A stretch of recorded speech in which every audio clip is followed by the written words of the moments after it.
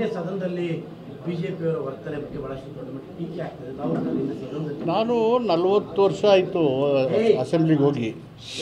1985 to 2025 40 ಆಗ್ತಿಲ್ವಾ? ಯಾವತ್ತೂ ನಾನು ಈ 40 ವರ್ಷದಲ್ಲಿ ಈ ಥರ ವರ್ತನೆ ನೋಡಲಿಲ್ಲ. ಹಿಡಿದು ಗಲಾಟೆ ಪ್ರತಿಭಟನೆ ಮಾಡಲಿ ಹಕ್ಕಿದೆ, ಆದರೆ ಸ್ಪೀಕರ್ ಅವರ ಕೂತಿರೋ ಸ್ಥಾನಕ್ಕೆ ಹೋಗಿ ಗಲಾಟೆ ಮಾಡಿ ಕಲಾಪದ ಕಾರ್ಯಕ್ಕೆ ಅಡಚಣೆ ಉಂಟು ಮಾಡಿ ಪೇಪರನ್ನು ಪತ್ರಿಕೆಗಳನ್ನು ಅವರು ಹರಿದು ಮುಖದ ಮೇಲೆ ಬೀಸಾಡೋದು ಅದು ಪಾರ್ಲಿಮೆಂಟ್ರಿ ಡೆಮಾಕ್ರಸಿಗೆ it's a great insult to the parliamentary democracy.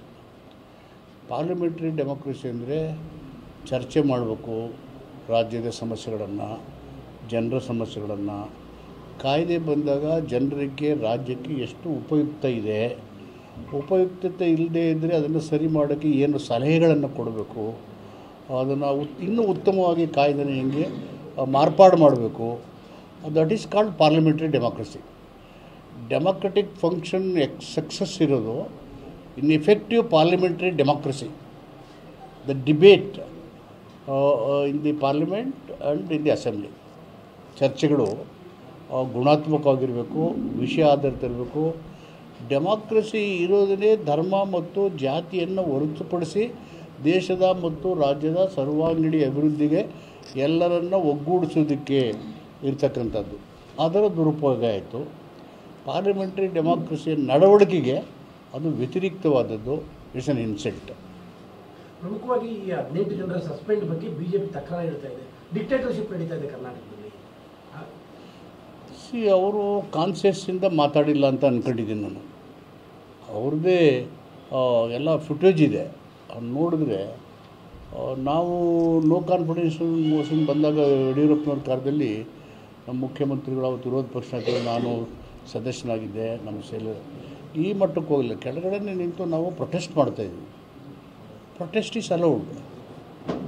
ಆದರೆ ಇಡೀ ಕಾರ್ಯಕ್ರಮವನ್ನು ನಿಲ್ಲಿಸಿ ಸ್ಥಗಿತಗೊಳಿಸಿ ಸ್ಪೀಕರ್ ಸ್ಥಾನದಲ್ಲೇ ಅವರ ಇದಕ್ಕೆ ಹೋಗಿ ಅಡ್ಡಿಪಡಿಸುವಂಥ ಘಟನೆ 40 ವರ್ಷ ಎಂದೂ ನಡೆದಿರಲಿಲ್ಲ. ಹೀಗಾಗಿ ನಮ್ಮನ್ನು ನೋಡ್ತಾರಲ್ಲ ಜನ, ನಮ್ಮನ್ನು ಆಯ್ಕೆ ಮಾಡಿರೋ ಜನ, ಏನಪ್ಪ ಇವರು ಶಾಸಕರು ಅಂದರೆ ಹಿಂಗೆ. ಕರ್ನಾಟಕ ಒಂದು ಸುಸಂಸ್ಕೃತ ರಾಜ್ಯ, ಪ್ರಜಾಪ್ರಭುತ್ವಕ್ಕೆ ಬಸವಣ್ಣವರು ಬುನಾದಿ ಹಾಕ್ಕೊಟ್ರು ಅನುಭವ ಬಂಟದ ಮೂಲಕ. ಒಂದು ಸುಸಂಸ್ಕೃತವಾದಂಥ ರಾಜ್ಯ, ಒಳ್ಳೆಯ ಜನರಿದ್ದಾರೆ ಅನ್ನೋ ಅಭಿಪ್ರಾಯಕ್ಕೆ ಒಂದು ಕಪ್ಪು ಚುಕ್ಕೆ ಉಂಟು ಮಾಡಿದೆ. ನಿನ್ನೆ ಮತ್ತು ಮೊನ್ನೆ ಗಲಾಟೆಯಲ್ಲಿ ಡಾಕ್ಟರ್ ತಾವು ಗಮನಿಸಿರ್ಬೋದು, ಹೊಡಿತೀರಾ, ಬರ್ತೀರಾ, ಈ ಥರದ ಪದಗಳು ಬಳಕೆನೇ ಈ ಥರ ಭಾವಿಸಿ ಪಾರ್ಲಿಮೆಂಟ್ರಿ ಲ್ಯಾಂಗ್ವೇಜಸ್ಸೇ ತೀರಾ ಕಳಪೆಯ ಗುಣಮಟ್ಟದಿಂದ ಕೂಡಿರುವಂಥವು.